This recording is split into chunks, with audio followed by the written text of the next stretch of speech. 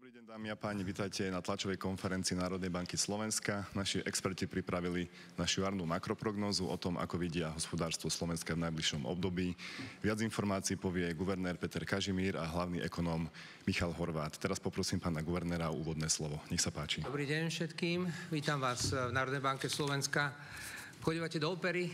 Ak by ste tam občas zašli, tak ak sa niekedy operný spevák necíti úplne v pohode so svojím hlasom, tak to dopredu oznámiť. Chcem vám oznámiť, že mám problémy s hlasom, takže dneska to nebude na 100%. Ďakujem pekne za pochopenie. Keď sme sa naposledy videli v decembri minulého roka, tak sme sa učili s tým, že sme pevne dúfali v to, že vám budeme môcť predstaviť na ďalšie prognozy trochu lepšie čísla. Ale ako hovorí takéto zľudovelý výrok, že nešťastie nechodí samo, k tej zložitej situácii, ktorej sa naša ekonomika nachádza, sa pridala ešte jedna obrovská záležitosť, a to je neistota. Alebo ak chcete, nepredvídateľnosť. A tieto fenomény sa zhoršujú zo dňa na deň. Vývoj za uplynulé mesiace a aktuálne dianie nás prinútili korigovať naše pôvodne oveľa lepšie očakávania. Síce len veľmi mierne, ale treba proste priznať, že ideme zhoršovať výhľady našej ekonomiky. Tých príčin je viacero. Tou hlavnou a najzásadnejšou je naozaj skokový nárast neistoty, a to vo svete, ale aj doma. A to, čo sa deje doma, o tom píšete každý deň. Pretrvávajúca neistota už tlmí tak ako európsku a zároveň aj našu ekonomiku. Naozaj si nepamätám, kedy naposledy sme čelili takému prudko sa meniacemu prostrediu. A tu sme tu mali aj samozrejme pandémiu, ktorú si všetci veľmi dobre pamätáme. Riziko obchodných vojen, pretrvávajúca nepredvídateľnosť pri cenách energií, naše neutichajúce problémy s konkurencieschopnosťou, ale aj geopolitické hrozby. To všetko zvyšuje neistotu. Neistotu správania vlád, firiem a domácností. Príčiny o čosi slabšieho rastu našej slovenskej ekonomiky v následujúcich 3 rokoch je potrebné hľadať tu doma, ale aj v zahraničí. Je tu úplne jasné, že sme malá, otvorená ekonomika, ktorá je pod vplyvom toho, čo sa deje vonku. Stoja za tým do veľkej miery prehlbujúce sa problémy s konkurencieschopnosťou, ale nielen tou našou, ale aj tou konkurencieschopnosťou, na ktorej bol postavený hospodársky zázrak Európy, alebo ako sa u nás zvyklo hovoriť, západnej Európy posledných 50-60 rokov. To všetko je dneska spochybnené. Európski výrobcovia, vrátane slovenských, strácajú evidentne na svetových trhoch rokmi budované pozície, a to napriek tomu, že rast svetovej ekonomiky je zatiaľ pomerne odolný. Pre nás to samozrejme znamená slabší výkon priemyslu a pomalší rast vývozu. Preto naďalej rastie naliehavá potreba obnoviť konkurencieschopnosť európskej, ale aj tej našej domácej ekonomiky. A to je možné dosiahnuť len investíciami do inovácií, do modernizácie ekonomiky, do vzdelávania a do toho všetkého, čo niekedy populárne alebo nepopulárne nazývame reformami. Hovoríme o tom pravidelne a opakovane, hovoríme o tom pravidelne a opakovane na Slovensku, ale nie je to len choroba slovenských politických elít, ale je to proste problém prostredia európskeho, kde meniť veci bolí a má to proste svoje politické náklady. Čo sa inflácie týka, čakáme, že rast cien bude v tomto aj v budúcom roku nepatrne rýchlejší, než sme predpokladali v decembri. Tie zmeny ale sú relatívne kozmetické. Do veľkej miery to súvisí s vývojom za hranicami Slovenska a tu je niekoľko faktorov. To je ten evergreen, ktorý sa týka cien energií a v neposlednom rade aj poľnohospodárskych plodín a cien potravín ako takých. Zároveň platí, a to je záležitosť, ktorá sa týka Slovenska, platí to, že zníženie dane z pridanej hodnoty sa v našom sektore služieb neprejavilo takmer vôbec a aj preto zostáva inflácia v tomto sektore naďalej prekvapivo veľmi vysoká a vstupuje aj do toho celkového indexu rastu cien. Tuto už bez tak náročnú situáciu sťažujú aj vplyvy nevyhnutnej konsolidácie verejných financií, ktorá musí pokračovať v tomto roku aj v rokoch nasledujúcich. Čiže cenou za akúkoľvek podobu konsolidácie bude ďalší atak na ekonomický rast. Neexistuje spôsob konsolidácie, ktorý by ju krátkodobo stimuloval. Samozrejme sú typy zmien, reforiem, ktoré krátkodobo majú negatívny dopad na rast a strednodobo sú tým slúbeným cieľom, ktorý my sme chceli dosiahnuť. Ako som spomínal v úvode, osobitnú pozornosť si zaslúži hrozba obchodných vojen, zavádzanie recipročných cieľ a krokov zhoršujúcich obchodné vzťahy. O tom bude detálne hovoriť o chvíľu Michal. Avizované zavedenie cieľ Spojených štátov na dovozy z Číny, z Kanady, z Mexika, z Európskej únie a potom následne odvetné opatrenia z týchto krajín a zoskupení voči Spojeným štátom. To je už jedna proste mega obchodná vojna, ktorú máme za dverami a my sme zatiaľ prerátali, že keby sa toto všetko proste v tom najhoršom scenári zoplo, tak by nás to mohlo stáť v najbližšom čase 20 000 pracovných miest. Čo znamená obrat v náladách na trhu práce, pretože máme za sebou niekoľkoročné historické rekordy, tie pozitívne rekordy aj v oblasti zamestnanosti a nezamestnanosti. Takže táto zápletka, veľmi dramatická zápletka by mohla spôsobiť naozaj zmenu nálad a preložené do slovenského ľudového jazyka aj proste obavy z hľadiska životnej úrovne ľudí, ktorí by o prácu mohli prísť. V prostredí zvýšenej neistoty, nízkej dôvery v ekonomiku samozrejme hrajú dôležitú úlohu vládne opatrenia. Investičný stimul v Nemecku, vyššie výdavky na obranu v Európskej únii, ako aj posilnenie vnútorného trhu Európskej únie môžu samozrejme prispieť k oživeniu nálad a dôvery v európsku ekonomiku. To všetci dúfame, ale je to proste novú, ak sledujete vývoj v Nemecku a hlasovanie v Bundestagu alebo proste veľké otvorené debaty o míňaní na obranu, tak zatiaľ tu nie sú úplne jasné podoby týchto plánov, sú to vlastne len rámce, za ktorými sú na európske pomery obrovské peniaze, ktoré by za podmienok napríklad v Spojených štátoch znamenali veľký impuls do ekonomického rastu ako takého. U nás na Slovensku je situácia trochu zložitejšia, pretože priestor na verejné investície je mimo európskych fondov veľmi limitovaný. A je samozrejme logicky limitovaný v dôsledku nie úplne priaznivého stavu verejných financií, a teraz mám na mysli hlavne výšku dlhu, ale aj každoročnú výšku, či už štrukturálneho alebo nominálneho deficitu verejných financií. Toto si samozrejme vláda uvedomuje aj vo vzťahu ku kredibilite na finančných trhoch, kde je treba zdôrazniť, že finančné trhy uverili sľubu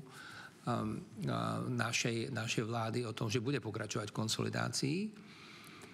Na druhej strane samozrejme tento záväzok spôsobuje v náladách a ochote investovať v oblasti korporátu istý bolehlav. Pretože samozrejme každého zaujíma, akú podobu budú mať ďalšie balíky uťahovania opaskov.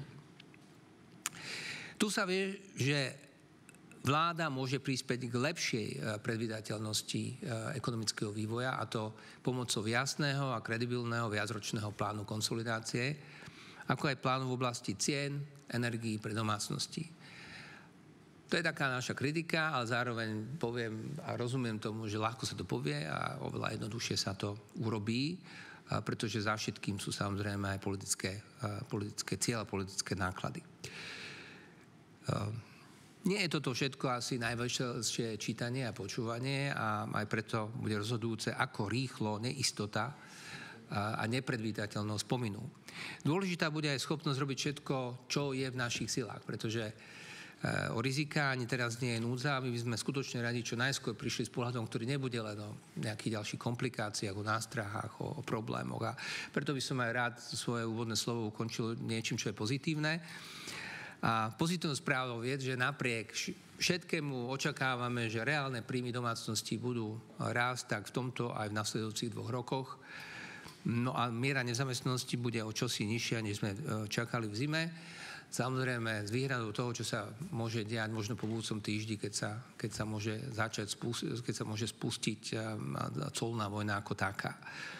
A samozrejme, informácie alebo odhady o vyššej reálnej mzde znamená dobrú správu pre životnú úroveň našich domácností.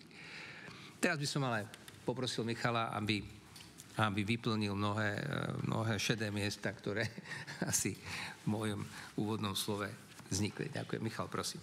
Ďakujem pekne za úvod. Dobrý deň prajem každému. Dovolte mi teda, aby som bližšie rozviedol niektoré argumenty a ukázal aj niektoré čísla z našej predikcie. V najbližších rokoch očakávame rast ekonomiky niekde okolo 2%. Odhad rastu sme upravili najmä v tomto roku. Ideme výraznejšie dole z 2,3% na 1,9%.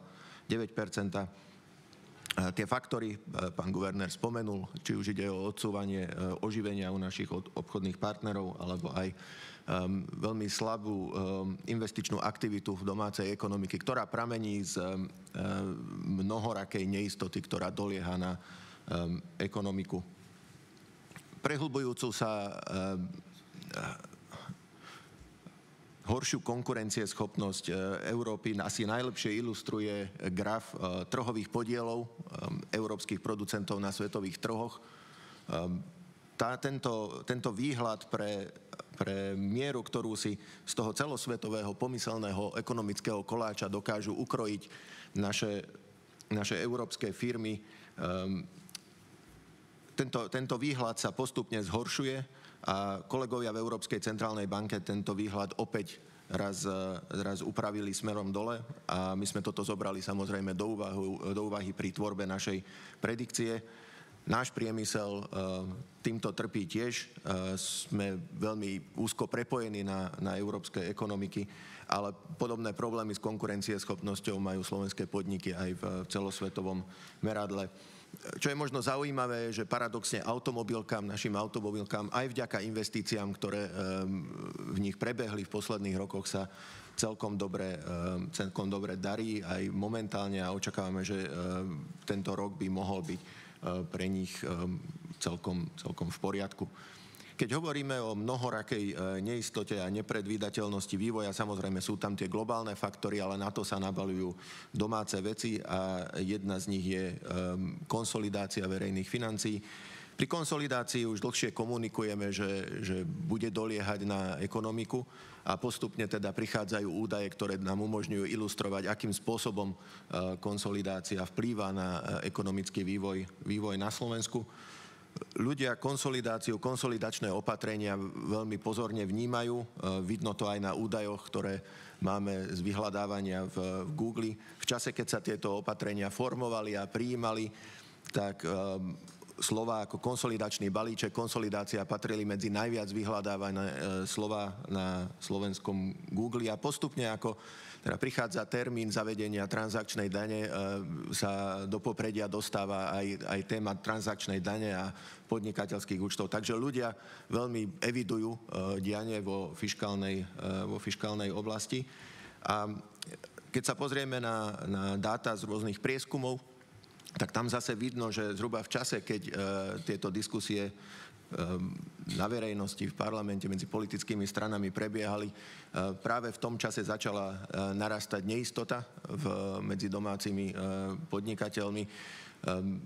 Vnímali situáciu ohľadom výhľadu svojich tržieb, výhľadom svojho teda dopytu pre svoje výrobky čoraz neistejšie a zároveň v tom čase začali hovoriť, že tie výhliadky sú horšie. Tá prepojenosť neistoty a ekonomického sentimentu, nálad je veľmi silná a je negatívna. V časoch, keď neistota rastie, v tých časoch práve tie hodnotenie výhliadok firmami sa výrazne zhoršuje a toto sme zažili opäť aj minulú jeseň. No a to, že nálada je zlá, očakávania ohľadom tržieb, dopytu, finančnej situácie, všeobecných ekonomických podmienok sa zhoršujú, to samozrejme vplýva potom aj na rozhodovanie firiem. A jedno z kľúčových rozhodnutí je o investíciách. Investície v minulom roku, v druhej polovici minulého roka na Slovensku boli slabé. Keď sme prezentovali naposledy našu predikciu, sme sa nádejali, že dojde k nejakému odrazeniu sa od slabých čísel, ktoré sme už evidovali, ale napokon štvrťrok minulého roku bol ešte väčším sklamaním a toto sme museli zohľadniť aj v našej novej predikcii a preto ten výhľad pre investície je v novej predikcii podstatne slabší, ako tomu bolo predtým. A je to jeden z dôležitých faktorov, ktorý vysvetľuje to, prečo sme upravili mieru rastu ekonomiky dole, najmä v tomto roku. Takou oázou stability zatiaľ v našej ekonomike zostáva trh práce. Očakávame stabilný vývoj počtu zamestnaných. Tam treba povedať, že na trh práce veľmi silno pôsobí negatívnym spôsobom demografia. Starnutie obyvateľstva už veľmi cítiť na číslach. Navyše sme tu mali aj hromadné odchody do predčasných dôchodkov, ktoré znamenali veľkú ťarchu pre trh práce. Na druhej strane sa ale tú stabilnú zamestnanosť darí udržiavať aj vďaka tomu, že prichádzajú vo veľkom počte zahraniční pracovníci a dokonca sa nám darí aj lepšie integrovať niektoré doteraz vylúčené alebo ťažko zamestnateľné skupiny na trhu práce. Čo sa týka vývoja miest, aj vďaka tomu, že vzhľadom na rast a stabilnú zamestnanosť produktivita má rásť, očakávame pomerne dynamický rast miest niekde na úrovni 5% v najbližších rokoch. Toto číslo je o čosi vyššie ako naše očakávania v oblasti inflácie, takže to je dobrá správa aj pre domácnosti z hľadiska kúpy schopnosti ich príjmu. Reálne mzdy treba povedať, že ešte stále dobiehajú tú úroveň, ktorú mali predtým, ako začalo obdobie vysokej inflácie, ale práve tento vývoj znamená citeľnú podporu pre vývoj spotrebiteľského dopytu na Slovensku. Takže k tej inflácii, tentokrát infláciu upravujeme iba mierne. Náš decembrový odhad bol na úrovni 4,1%, teraz je to 4,3% v tomto roku a potom by sa inflácia mala postupne vracať k 3%, čo závisí aj od toho, ako sa vláda postaví samozrejme k cenám energií pre domácnosti. Tá malá korekcia v tomto roku má niekoľko komponentov. Jedna je, zapracovali sme nové očakávania ohľadom vývoja cien poľnohospodárskych komodít, takže v oblasti potravín ten vývoj momentálne vyzerá v tých ďalších rokoch o čosi lepšie.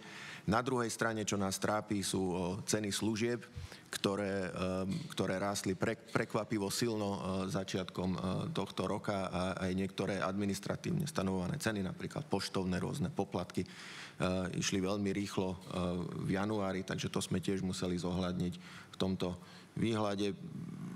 Asi zaujímavé je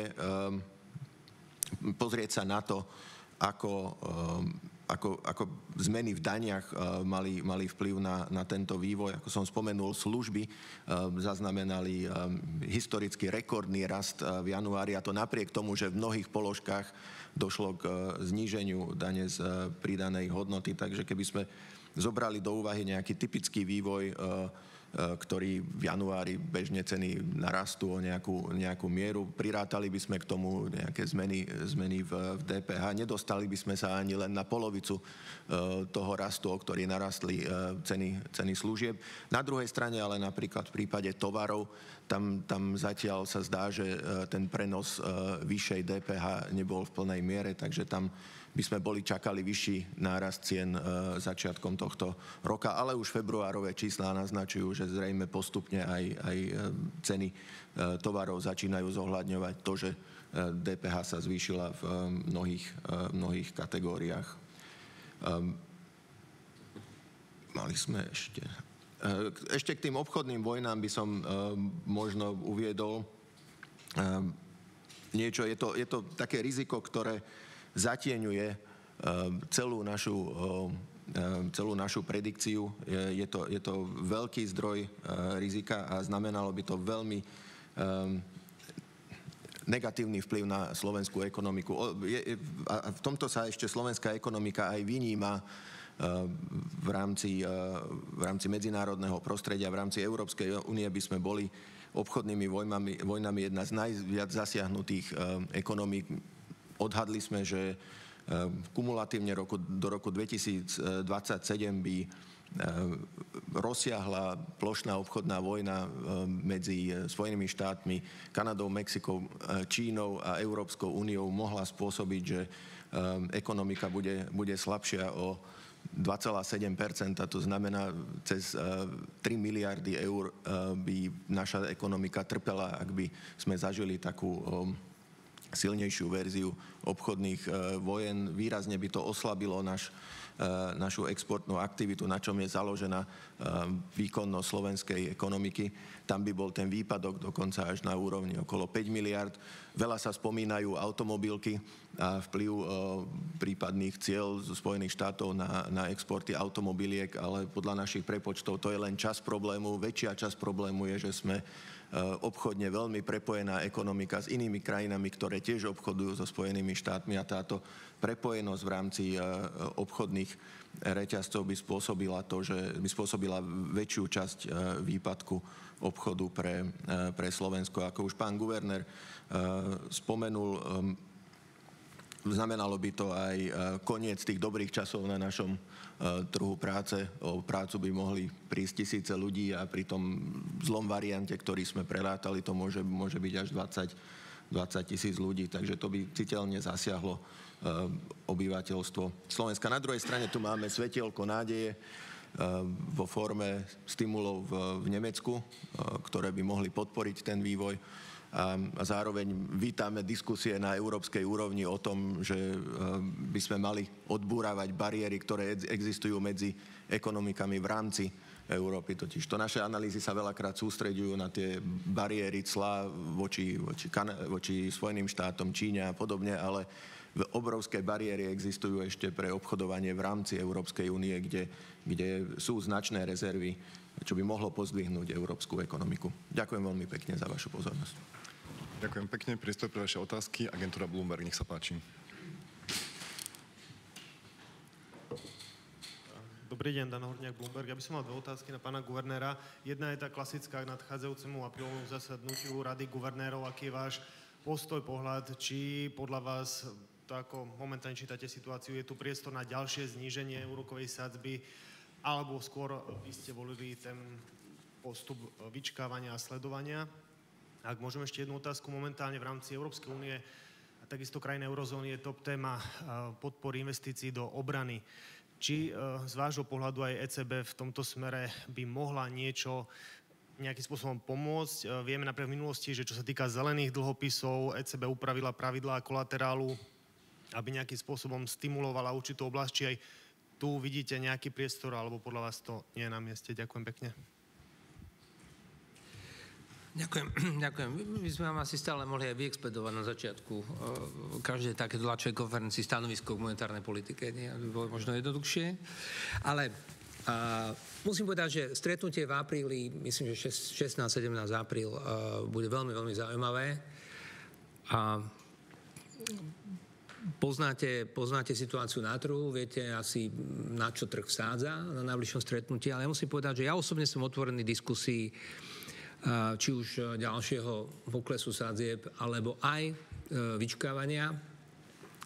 Dnes vám ale nepoviem, či proste či uprednostním jedno alebo druhé, lebo si musím počkať na dáta. My naozaj všetci netrpezlivo čakáme na čísla za prvý štvrtok, za marec, z hľadiska inflácie, z hľadiska v rámci štruktúry inflácie nás najviac bude zaujímať samozrejme services inflation, či po slovensky inflácia služieb, kde máme asi také svoje najúžšie miesto.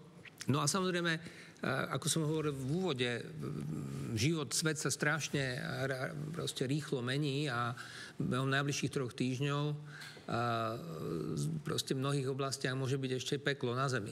Akože teraz hovorím o obchodných vojnách, iných vojnách. Tá situácia je naozaj napätá a zložitá. Takže vyčkáme si a myslím, že tentokrát do tej arény rozhodovania o monetárnej politike vstúpime s úplne otvorenými a voľnými rukami a my to naozaj tentokrát aj potrebujeme. Aby sme urobili to najsprávnejšie rozhodnutie, ktoré v danej chvíli na základe dát, ktoré budeme mať, by sme naozaj chceli urobiť. Čiže žiadny automatizmus, žiadne biases, ako sa to povie, žiadne proste zaujatia alebo nejaké proste predsudky ohľadom toho, aby sme rozhodovali jedným alebo druhým smerom. Za najbližšie 3 týždne sa toho ešte naozaj veľa môže stať.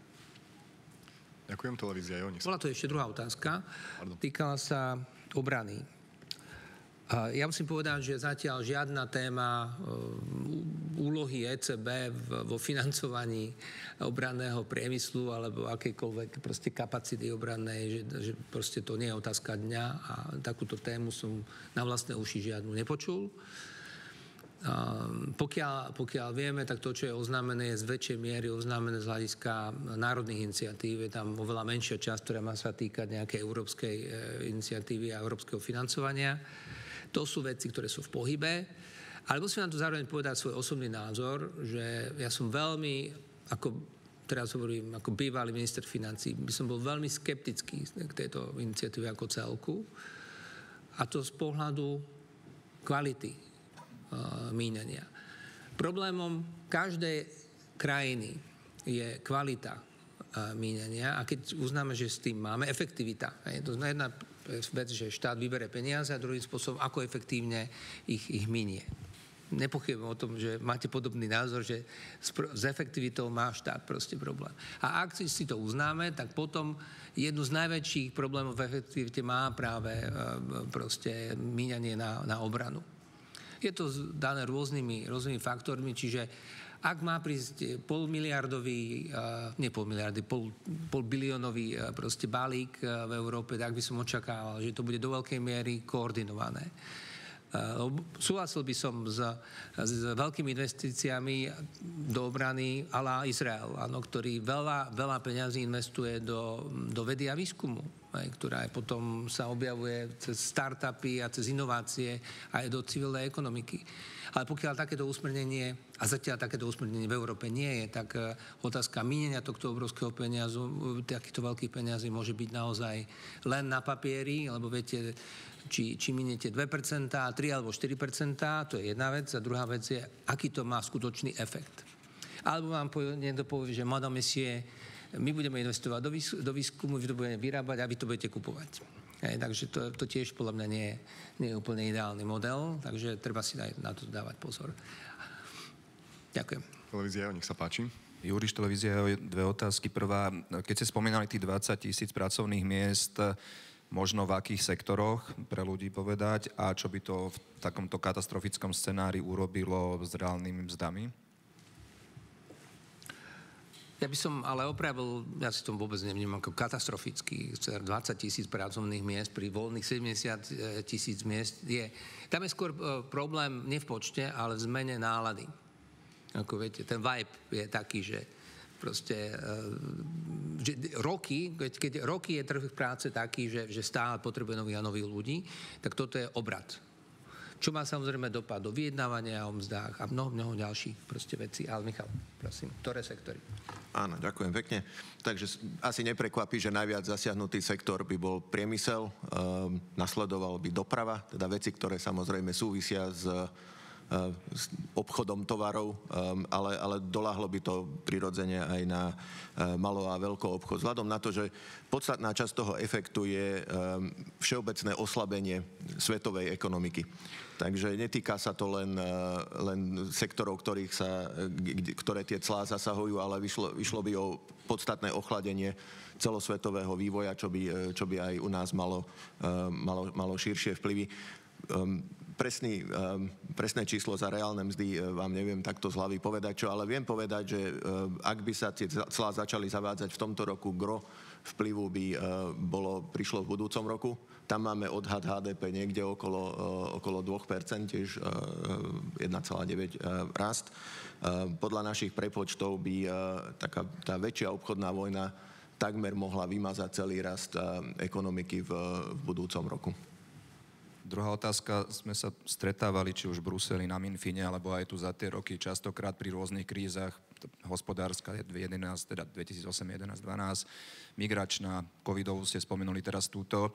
Keby ste tak zrovnali, všetci ste pri tom boli, ktorá je podľa vás najťažšia doba z týchto krízových? No najťažšia je vždy tá, ktorú prežívate. Neviem. Nie je to tak aj v manželstve, je to tak nejako, že tá je vždy najťažšia, ktorú prežívate. Myslím si, že je to, z istého pohľadu je to, čo sa deje, je budíček pre Európu. Proste prebudenie sa z takého dlhého sna o tom, aký sme najlepší, ako si tu dobre žijeme, ako máme naozaj vysoké sociálne štandardy v priemere. A aký sme skvelí, ako sa k nám všetci chodia pozerať na našu kultúru, na naše pamiatky. Ale pravdou je, že evidentne na základe dát proste sila európskej ekonomiky degraduje, eroduje. A sme nahradzaní proste inými centrami sveta a svetovej ekonomiky a toto je proste fakt, na ktorý nás veľmi brutálnym spôsobom teraz vlastne upozornila administratíva prezidenta Trumpa. A takýto wake-up call, alebo takýto budíček proste treba využiť v svoj prospech. Takže ja by som bol oveľa radšej, samozrejme, keby prišlo 600 miliárd na stôl behom 2 týždňov rokovaní, ktoré by išli do inovácií, do investícií, do infraštruktúry, do mnohých proste oblastí, ktoré máme zanedbané za posledné desiatky rokov. Hovorím o celej Európe, nehovorím o Slovensku. No ale vidíte, akože, keďže obrana a vlastne vojenské investície sú biznis, z tohto pohľadu sa na to vždy musíte dívať, že je to asi jednoduchšie. Ja sa tu pozerám aj na svojich kolegov analytický náš tým. Ako podľa mňa zase na začiatku covidu sme boli vystrašení. Tam sme v podstate nevedeli vlastne, do čoho ideme. Nevedeli sme úplne tam vyhodnotiť všetky aspekty toho, aspoň teda na začiatku. Tá neistota bola obrovská. V tomto prípade skôr tak krútime hlavami, vzhľadom na to, že to oslabenie celosvetové má prameniť z opatrení, z ktorých mali sme niekoľko stáročí, aby sme sa poučili, čo tieto opatrenia môžu prinesú. Nie je to nič nevídané, skôr to pripomína časy, o ktorých sme si mysleli, že ľudstvo svojim rozmýšľaním, svojim učením sa už dávno prekonalo, ale zdá sa, že sa vraciame späť a úplne zbytočne si hádžeme polena pod nohy, a to myslím teraz celosvetovo. Problémy, ktoré chceme riešiť, možno táto obchodná vojna nevyrieši. Existovali by iné opatrenia, ktoré by dokázali riešiť situáciu mnohých odkázaných ľudí v rôznych aj vyspelých krajinách. Tieto opatrenia k tomu iste neprispejú. Ďakujem, nech sa páči. Dobrý deň, prajem Volaková z redakcie Architektúra, stavebníctvo, biznis. Chcel by som sa spýtať pána viceguvernéra Horváta, aké vidí dôsledky na stavebný sektor. To je veľký zamestnávateľ a pán guvernér povedal, že nám treba veľa robiť, pokiaľ ide o obnovu verejnej infraštruktúry a výstavby a podobne.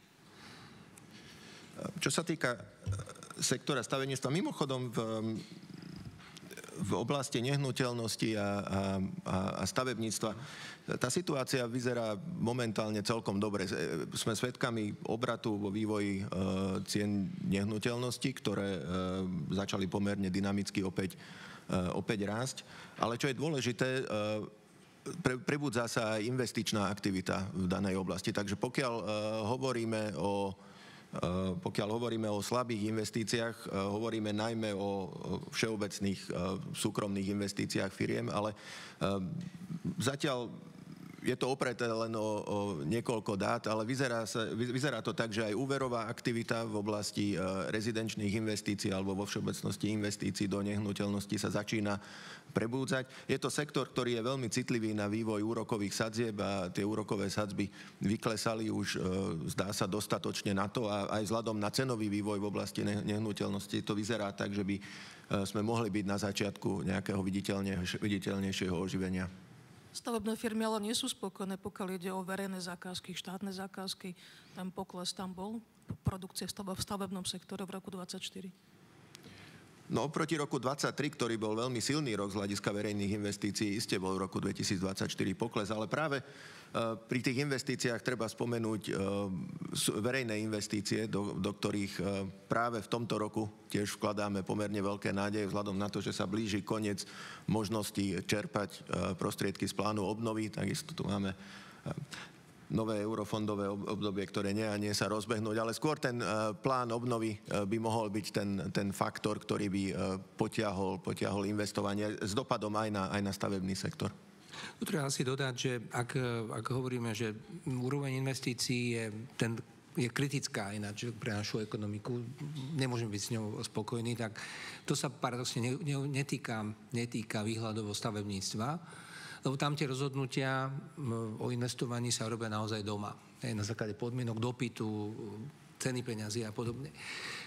Ale tie veľké investície do nášho priemyslu hlavne, tak tie sa v podstate nedejú v Bratislave, ale tie rozhodnutia prichádzajú zo sídel nadnárodných firiem, ktoré majú zainvestované z minulosti na Slovensku. A tu môžeme permanentne proste počúvať ponosy proste týchto nadnárodných firiem, nielen na Slovensku, ale na európske pomery ako celok, kde sa sťažujú vlastne na to, že investovať chcú, ale nie v Európe. A to z dôvodov vysokých cien energií, vysokej volatility týchto cien. V našom prípade je to ešte otázka neistoty ohľadom ďalšej podoby konsolidačných balíčkov, to znamená obava z hľadiska zvyšovania ďalších nákladov na podnikanie, zvyšovanie daňovej záťaže a podobne. No a potom ten najhorúcejší faktor, a to sú obchodné vojny a nestabilita politická, ekonomická ako taká. Ale z tohto vyčnieva, ako keby paradoxne pozitívne práve sektor stavebníctva, čo sa zase samozrejme odráža aj tým, že začínajú rásť ceny. A to nielen v hlavnom meste, ale aj ďalších mestách na Slovensku. Ďakujem, pozerám ešte otázky. Agentúra Bloomberg mala jednu otázku, nech sa páči. Ak by som sa ešte mohol dopýtať teda k hlavnej úrokovej sadzbe ECB, či teda tá aktuálna úroveň je podľa vás ešte stále reštriktívna alebo v tom pásme reštriktívnom? Ďakujem pekne. No, asi sa dotýkate nepriamo témy neutrálnej sadzby. Ja musím povedať, že toto je koncept viac menej akademický, s ktorým my pracujeme a sme schopní sa vnútri v miestnosti o nej baviť. Ale z hľadiska verejnej komunikácie musím povedať, že ja sa domnievam, že proste neutrálna sadzba je v zásade nie je žiadny bod, ale je to nejaké pásmo a domnievam sa, že my sme už s terajšou úrovňou sadzieb v pásme neutrálnej sadzby ako takej. A kam chceme ísť viac, o tom som vám už hovoril. O tom sa rozhodneme v apríli. Slovenská televízia, nech sa páči. Dobrý deň, Novotňák, Slovenská televízia. Mne by zaujímalo možno, keby ste vedeli rozrobiť viac na drobné, ktoré položky podľa vašej štatistiky reagovali na nižšiu DPH poklesom najviac a naopak, ktoré možno, ako ste spomínali, nereagovali, prípadne teda sa ani nezvyšovali ceny. Ďakujem pekne za otázku. Na tomto grafe sme sa snažili ilustrovať, kde a aký ten prenos do cien bol. V prípade, začal by som potravinami, kde podľa našich prvotných analýz, hovorím, stále sa opierame len o veľmi málo údajov zo začiatku roka, ale tam to vyzerá tak, že ten prenos do cien prebieha tak, ako by človek čakal, teda tam, kde DPH klesla, tak tam evidujeme pomalší rast cien a naopak tam, kde DPH narastla, tak tam sa to tiež premieta. Ten atypický vývoj v segmente potravín je veľmi malý. Naopak atypický vývoj v segmente služieb, osobitne v segmente hotelov a reštaurácií je veľmi silný. Tam napriek tomu, že došlo k výraznému zníženiu DPH, dokonca sme evidovali veľmi silný nárast začiatkom tohto roka. O faktoroch na pozadí tohto môžeme zatiaľ len špekulovať. A v kontraste s tým máme tovary, ako som spomenul, kde pre mnohé tovary DPH išla hore. Očakávali sme, že tie ceny by rástli viac, ale v januári ten rast bol prekvapivo slabý. Ale už povedzme vo februárových číslach vidíme, že z hľadiska histórie sa nachádzajú na silnejších úrovniach, tak postupne asi v cenách tovarov sa budeme doťahovať na úrovne, ktoré by boli v súlade so zvýšenou DPH. Ďakujem pekne. Ak nie sú ďalšie otázky týkajúce sa témy banky, tak ďakujeme, že ste prišli a prajeme pekný deň. Ďakujem.